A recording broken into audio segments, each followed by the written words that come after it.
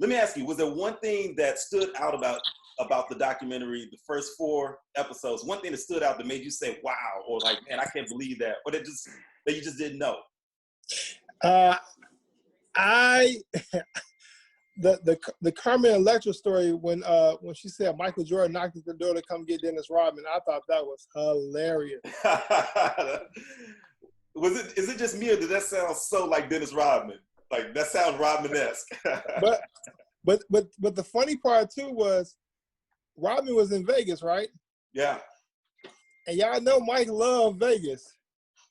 So I'm pretty sure he told Phil, like, you know what, let me go to Vegas and get him. Don't worry, Coach. I'm going to go take care of it. I got you. I'm going to go get him. I'm going to find out where he at. I think it was more like a let us go to Vegas, because, you know, Mike doesn't travel solo. Mike had a crew. Right. Mike had his boys with him. Uh-huh. Oh, man, Rick, what was one of the things that you took away? Or was there anything that caught you off guard? It was like, wow, I can't believe that. Not really. I mean, it just, I guess, put it back into perspective. It just solidified the fact that whether it don't matter who you are, 'cause if you're that famous and you fuck up in the public eye, you're a fuck up for that whole, you know, era now. Like, now they're always going to call MJ a gambler.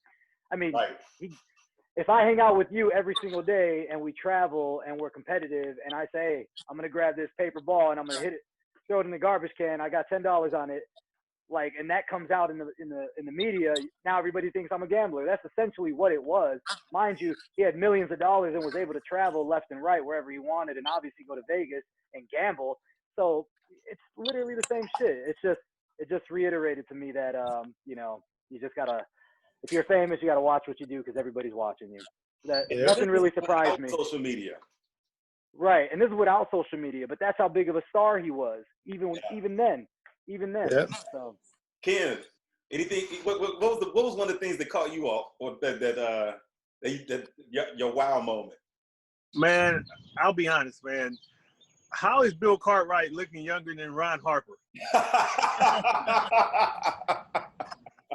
That blew my mind, man. ROn Harper looks like Samuel Jackson in Django, man. I can't believe how much he aged, man. Bill Cartwright actually looks good.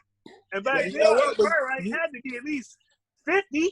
But that was one of the things that surprised me, man. I was amazed how good Bill Cartwright looked compared to Hart. Like, he eats organic. And you think about it, Bill Cartwright probably don't party, he don't drink, he don't smoke, he don't do nothing. You know what I'm saying? Right. Yeah. Bob, what about you? Anything with the what are your thoughts? Anything that kind of made you say, wow, I can't believe that, or I never knew that? Well, there was nothing that really surprised me, but there were some things I didn't know. And like the Rodman thing I didn't know about. I didn't know he took that little break, although knowing Dennis, you know, it's not surprising, but that's kind of crazy though, that, you know, that the Bulls allowed that, you know. But it's funny too, when you think about how basketball is these days, you know, he only missed some practice. He didn't miss games, you know, and now we got, you know, load management going on where guys are taking off, you know, every third game they're taking off, you know, like what the fuck? So it's a different world now.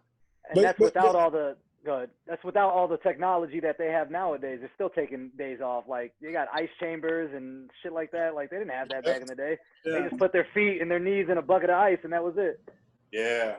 But, you know, just like the second part of that, I love the story that Mike gave when he was saying, like, when Rodman got back to practice and they was doing the drill, and he told the group just to, like, you know, take their time so Rodman can catch up, and Rodman was killing them.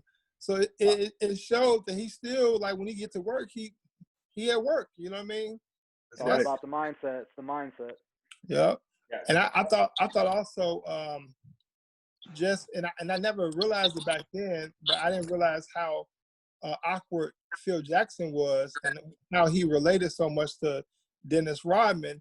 And to be honest with you, when I saw that piece, I was like, that was the key to us really winning those championships. Yeah. I agree. It was Phil for a while. Phil was, I don't want to say ostracized, but he wasn't as revered as he is now, because he was kind of viewed as an outsider, kind of a He was different. He actually coached in the CBA, and he won a CBA championship with a team called the Albany Patroons. So Phil had coaching pedigree. He played for Red Holzman, I think, with the Knicks. I think Red Holzman was the coach. He was always a cerebral player, but he wasn't establishment. He wasn't what they look for in your typical head coach. He didn't have that NBA look, that NBA pedigree, and he didn't check all the boxes. But I think he also endeared him to his players and helped him as far as being able to relate to players and understanding some of the quirks and nuances that these guys go through, as opposed to some of the other coaches that are more strict and more stringent and kind of a little more suited, booted, and tight at the top. So and so the one part that I just cracked up on was they was like, yeah, and Phil Jackson did acid. I was like, acid? That just sounds like. That's exactly why he was able to relate to Rodman. He's like, hey, bro, I used to get high too, so go ahead, do your thing, just come back. Right. Hey, it's a judgment. When you coaching players like that, sometimes you got to have a hands-off in a judgment-free zone. I talked to Bob and some other people off the record about some things that I've seen and some players that I've been around and some coaches and stuff. Again, those secrets, they're here, they're locked here. I'll never see them, but oh my goodness, I've heard some stuff about some players and some things that go on. I've seen some stuff. So. Oh yeah. All right, Ken, let me ask you real quick. Mr. Give you 20. Yes, sir. If you had a chance to give anybody or who do you think you could really give 20 to on that Bulls team? Who could you give them 20 points to? Man, I go to work on Steve Kerr, man. Take him down the paint, man, deep water, and just work him, man. He's too little. Too little? That'd be easy money. Easy money? Easy money. Goes for like one of the worst defenders, percentage-wise in NBA history. He goes right to Steve Kerr. That's like saying, you know what? Jerry Krause, he comes for me, I'm on him. I'm giving Jerry Krause 20. That's funny. Oh, man.